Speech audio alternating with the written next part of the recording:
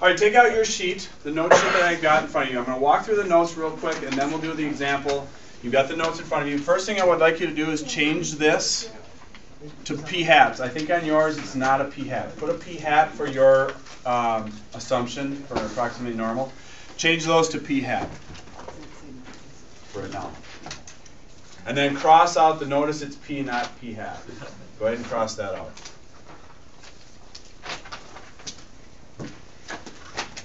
Okay, so let's go through and see what's different, really, especially from a confidence interval to this. P1, not different. It's number of successes over possibility. P2, successes over possibilities. Ooh, P combined. We got something new here. P combined, it means I'm pooling my data. X1 plus X2 over N1 plus N2. I'm simply adding my X's over adding my N's. Okay, it's a pooled combined number. You will need all three of these from now on. You're going to have to write all three of these out as to what they are, along with your parameter. H null, P1 is equal to P2. That's usually the case. Second one, your alternative is P1 is less than or greater than, which would be one-sided, or not equal to, which is two-sided. And then list your parameter again. P1 is equal to the proportion of men that still live at home. P2 is the proportion of women that still live at home. Name the test. We've got a million tests now, so we've got to make sure we name the test. Assumption, simple random sample, approximately normal. That hasn't changed from an interval. N times p hat and n times 1 minus p hat. And then do it for your second set of data as well. Everything must be greater than or equal to 10. Independence, did you replace the jelly beans? No, you put them aside, right, and counted them. So then that was without replacement, so then you got to do 10 times n1 and 10 times n2, less than the population. Z is equal to our equation, p hat 1 minus p hat 2, minus the proportion. Now here's what happens, don't write this in or anything, I just want to show you. This is really p1 minus p2, by the way, as I write. My computer's, see? It's a little lacking in the communication between my pen and the computer. In this scenario, it's like doing this. It's like doing p hat minus p when we did a proportion test, just a one sample. But instead of one piece of data, we have to subtract them because we're interested in the difference, right? And instead of a proportion here, we got to subtract the two to find the difference. However, when you look at P1, if P1 is equal to P2, and you subtract them, what does that give you? If they're the exact same, just gives you 0. So really, your equation, a lot of people just go, you know what, only thing I'm going to memorize is this. It's p hat 1 minus p hat 2. Because if you're dealing with this kind of scenario, which most cases you are, that they're the same, then you're going to delete. You're just getting 1. Okay? Divided by square root of everything here, p combined. That's where your p combined comes into play here. Times 1 minus p combined plus over its sample size plus p combined minus 1 minus p combined over the second sample size. Notice what is true about both of these numbers. They're the exact same. So if you look on your College Board sheet, the very last equation, it says difference of sample proportions, and then it says special case when P1 equals P2. And they say it's P times 1 minus P square root times the square root of 1 over N1. All they've done is taken these two numbers, or these, and pulled it out. Made it its own separate thing. And then made these ones. You can use whatever equation you want. Most people stick with just memorizing this. Okay? Which is basically your standard error on that, or your standard deviation on the College Board sheet. And then, of course, you're going to need your conclusion at alpha 0.05. We reject the null or fail to reject the null, that the difference in the proportions, blah, blah, blah. Questions on this? So far, is there really anything new? Yes. This and the combined. Otherwise, it's the same thing over and over. Here we go. Let's do an example. You can choose to write this down or just participate and watch, because it's, again, not going to be anything new. P1. Now, if this was me, I want to know, is there a difference between green and orange proportions? Okay? I would do PG instead of P1. just so that I remember, and PO instead of P2. And then I would do that all the way through. So at the end, I just know G versus O. It's easier as opposed to go back to the beginning looking, going, wait, what was P1 and what was P2? Just makes things a lot easier. And then combine. All right, help. What was green? What was the fraction? 32 divided by 262. Over 262. If somebody wants to find the decimal on that, I'd appreciate it. And then orange, what was our fraction? 19 over 201. And I need the decimal for that one. Anybody got the first one? 0.122. And the second one? 0.095. Second on that? 0.095. Okay. So at this point, do you think there's a significant difference between green and orange?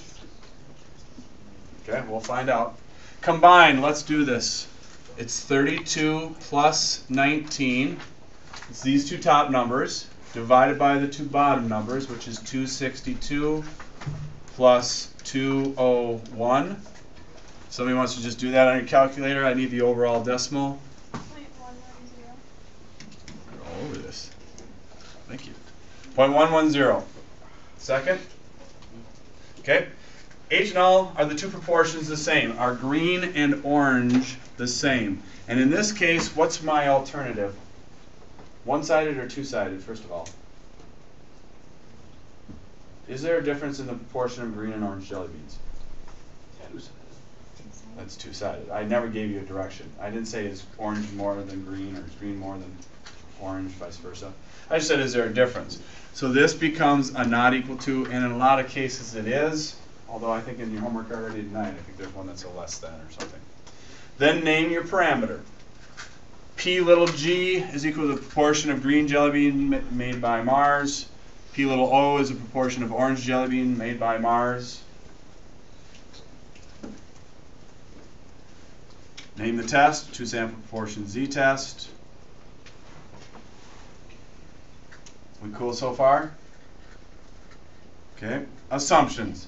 You can assume it was a good simple random sample. I dumped them out of the bag. The bags were a random sample off the shelf, so we'll just stay with that. Let's go through the normal probability thing. And this kind of came up last night in your homework as well, when people read over some of the answers. People are like, wait, why don't they actually do the multiplication? Watch. N1 was 262, right?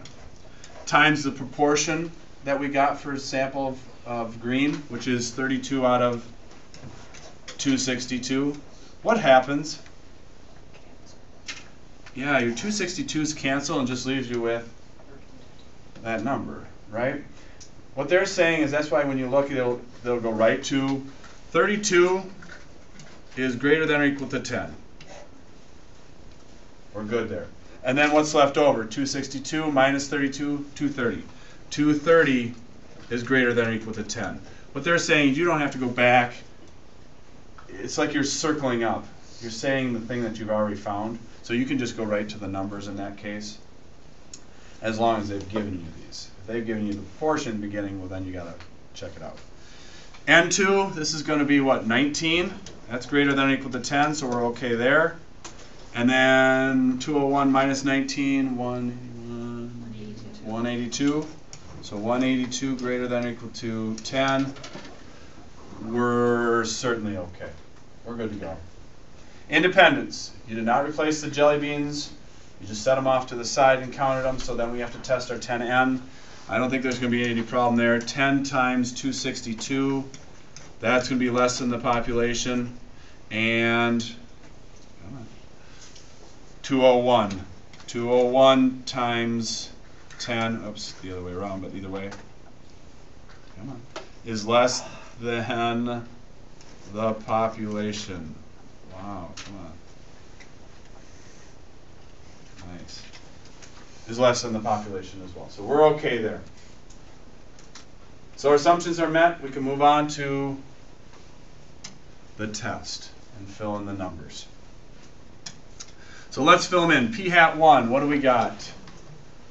0.122 minus P hat 2, which is 0.095, divided by P combined.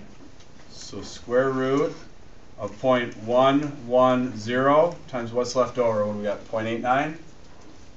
0.89 over its sample size of 262 plus the top stays the exact same, right? So once you've written the first one, the second one's just the same. Divided by its sample size of 201. So the bottom changes.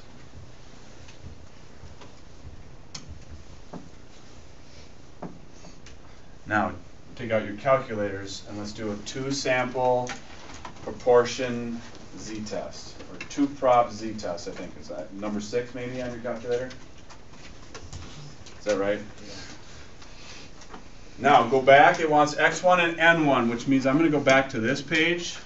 Here's your x1, n1, 32 over 262, and here's your x2, n2. Don't put the proportions in. They want the actual numbers.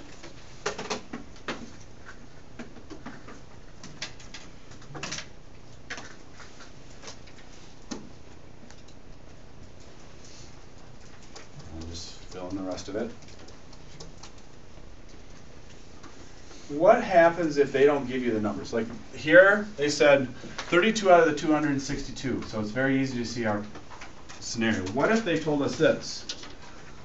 0.122 of the 262 were green. How do you get x1? You multiply them, but then when you multiply them, you get a decimal. You might get a decimal. Just turn it into a whole number.